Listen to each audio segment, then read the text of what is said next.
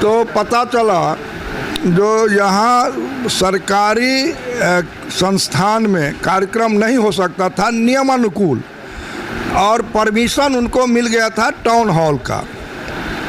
और बात करते हैं संविधान की, गरीब कल्याण योजना चला करके 25 करोड़ को नरेंद्र मोदी ने गरीबी से बाहर लाने का काम किया।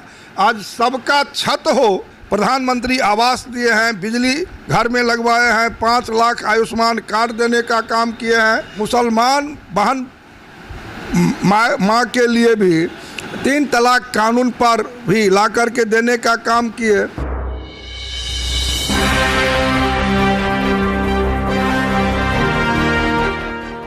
सिस्टम तो आप लोग डेवलप कर दिए, इंफ्रास्ट्रक्चर को खड़ा कर दिए, लेकिन अभी भी जनता की जो बेसिक समस्या है, दवा सही उपलब्ध नहीं है। डॉक्टर को रहना चाहिए 24 घंटे, जिन लोगों को ड्यूटी होते हैं एसओएस ड्यूटी, वो नहीं रहते हैं, वो चले जाते हैं। तो बेसिक समस्या को दूर करने के लिए क्या आप औचक निरीक्षण करके ऐसे, ताकि जनता में विश्वास बढ़े अपने सांसद के प्रति कि हमारे स्वास्थ्य को लेकर के, आपने स्वास्थ्य की बात की। देखिए 90 के दशक में जब लालू प्रसाद यादव जी मुख्यमंत्री हुआ करते थे, तब आप ही कहें जो डीएमसीएच में क्या परिस्थितियां थी और आज क्या परिस्थिति है, वो आप स्वयं समझते। इंफ्रास्ट्रक्चर बना दिया आपने, सिस्टम। हमको बराबर जाते हैं, इस बार कोरोना काल में 27 वेंटिलेटर पीएम केयर मद से मिला और oxygen plant PM care fund से भी लगा और राज्य सरकार के तरफ से भी लगा है।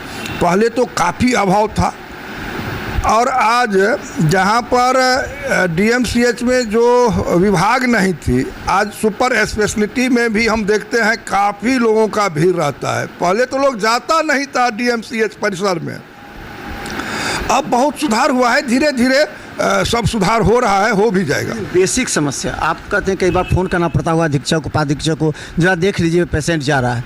तो ये सिस्टम है कि डॉक्टर्स की अवेलेबिलिटी नहीं रहती है, जिससे आपकी जनता परेशान हो, तो उस पर दबाव डालने पर ही हमें लगता है कि सबसे ज़्यादा। देखिए जहाँ पर डॉक्टर की सवाल है, कोई यदि आवेदन दें जो ये डॉक्टर यहाँ पर पदस्थापित हैं और नहीं रहते हैं, उस पर कार्रवाई होगी, राज्य सरकार कार्रवाई करेंगे। और दवाई जितना अभी बिहार सरकार और केंद्र सरकार दे रही है वो बहुत, हम तो पीएससी में भी जाते हैं, अब तो बहुत लोग बिरोल पीएससी, अनुमंडल अस्पताल बेनीपुर, रेफरल अस्पताल बहेरी, जाले, हर जगह लोगों का इलाज हो रहा है और दवाई का कोई कमी नहीं है। अच्छा सांसद जी, एक और समस्या है, हम जनता की समस्या को लेकर के आए हैं। देखिए जनता आपके पास पहुंच रही है, भ्रष्टाचार प्रखंड स्तर पर है। कोई भी किसी को अगर आवासीय प्रधानमंत्री आवास है तो उसके लिए आप जानते ही हैं जो सिस्टम डेवलप हो गया है, तो क्या लगता है कि इसमें सुई चुभाने की ज़रूरत है? जो लोग इस तरह आपकी जनता के साथ न्याय नहीं कर रहे हैं, ये सिस्टम को ठीक करना। एक सरकारें थी स्वर्गीय राजीव गांधी जी का, वो कहते थे 100 रुपया भेजते हैं, 15 रुपया जनता तक पहुंचती है और 85 रास्ते में रह जाता है। अभी देश के यशस्वी प्रधानमंत्री नरेंद्र भाई मोदी लाल किला से कहे जो पूरे देश का गरीब का गारंटर मोदी होगा, और जनधन अकाउंट आप खोला है और 56 करोड़ लोगों का जनधन अकाउंट मोदी सरकार में खुला, और आज यदि कोरोना काल में 500 रुपया भेजने का काम किए तो 500 में 500 मिल गया, और जो किसान सम्मान निधि 2000 करके जो 6000 दिए हैं, तो सबके 6000 का 6000 अकाउंट में आया, और प्रधानमंत्री आवास अभी 5,20,000 बिहार में यहाँ से जो आए थे कुछ दिन पहले देने का काम किया है। तो अब सारा अकाउंट में पैसा चला जाता है। अब भारत सरकार पर यह आरोप कोई नहीं लगा सकता है या राज्य सरकार पर, अकाउंट में पैसा मिलता है सारे लोगों को, अब 100 में 100 मिलता है। इसलिए भ्रष्टाचार पर लगाम पूर्ण रूप से लगाने का प्रयास भारत और राज्य की सरकार कर रही है। राहुल गांधी आए थे कल, उन्होंने कहा कि हमें रोका गया, वो नेशनल मीडिया में सुर्खियों में बन गए। पैदल उन्होंने दलित छात्रावास जाकर छात्रों से मिला। क्या लगता है कि राहुल गांधी का यह कदम उनकी पॉपुलैरिटी के लिए है, या फिर एनडीए ने उन्हें कार्यक्रम को रोका, या फिर राजद पर दबाव डालने के लिए है? किस तरह लेते हैं आप?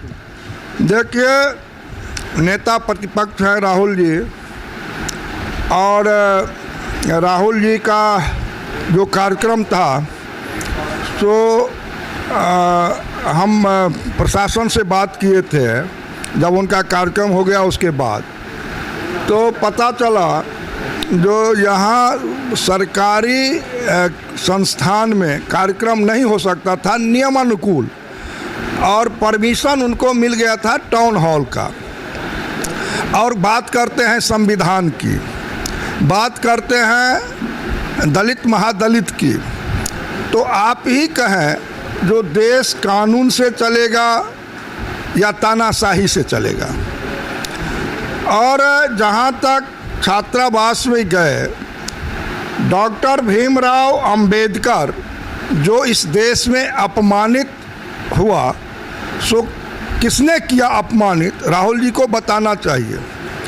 जो मरने के बाद भी उनको जलाने के लिए जगह दिल्ली में नहीं दिया गया, और देश के यशस्वी प्रधानमंत्री नरेंद्र भाई मोदी जहां आज 5 तीर्थ बनाने का काम किए डॉक्टर बाबा साहब अम्बेडकर का, जहां पर पढ़ाई हुआ, जहां पर जन्म लिए, जहां पर मृत्यु हुआ, सारे जगह तीर्थ बनाने का काम किए, और भारत रत्न भी देने का काम किए।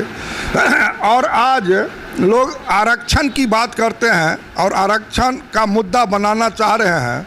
हम कहना चाहते हैं यहीं पर अति पिछड़ा समाज के जननायक कर्पूरी ठाकुर जी को भी भारत रत्न देकर के सम्मानित नरेंद्र भाई मोदी ने ही किया, और जो ओबीसी का जो संवैधानिक दर्जा ओबीसी का था वह भी नरेंद्र मोदी जी की ही सरकार में हुआ।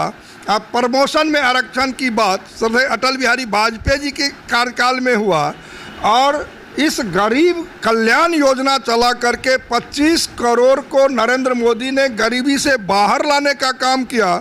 आज सबका छत हो, प्रधानमंत्री आवास दिए हैं, बिजली घर में लगवाए हैं, 5 लाख आयुष्मान कार्ड देने का काम किए हैं।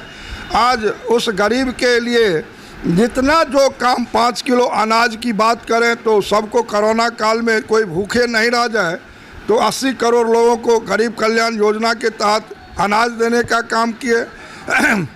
उस गरीब का पढ़ाई लिखाई कैसे हो उसके लिए सारा ऋण का आज मुद्रा लोन देने का काम किए, जो हम नगर निगम दरभंगा में आज भी बैठक है, नगर निगम गए थे वितरण करने के लिए। आज ठेला वाला, रेवड़ी वाला, सबके लिए गारंटर नरेंद्र मोदी जी बने, और 10 लाख से अब 20 लाख करने का काम किए हैं। तो गरीब कैसे ऊपर आए, तो उसके लिए मोदी सरकार और नीतीश सरकार ने जो काम किया, आज लड़की के लिए पोशाक, साइकिल, सारा विषय कल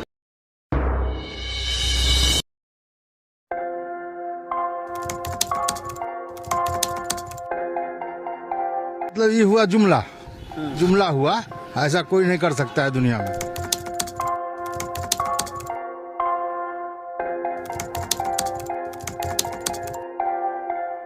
वोट बैंक के लिए तो कोई कुछ कर सकता है। मतलब वो इलेक्शन टाइम में election time door to door आएंगे, कहेंगे कि ये वोट